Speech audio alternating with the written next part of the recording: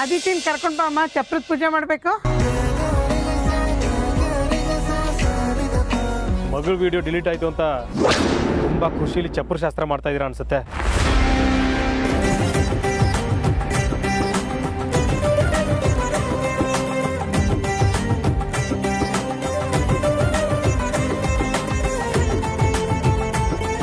ದಯವಿಟ್ಟು ಆ ವಿಡಿಯೋದ ಎಷ್ಟು ಕಾಪಿಗಳಿದೆಯೋ ಅದನ್ನೆಲ್ಲ ಡಿಲೀಟ್ ಮಾಡ್ಬಿಡು. ನಾವು ಹೇಗೋ ಬದುಕೋತೀವಿ.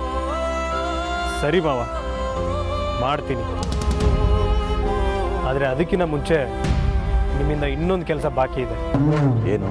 ಮಗಳು ಮದುವೆ ಮಾಡಬೇಕು ಅಂತ ಖುಷಿಯಿಂದ ಚಪ್ರ ಹಾಕ್ಸಿದಿರಲ್ವಾ, ಅದಕ್ಕೆ ನಿಮ್ಮ ಕೈಯಾರೆ ನೀವೇ ಬೆಂಕಿ ಹಚ್ಚಬೇಕು.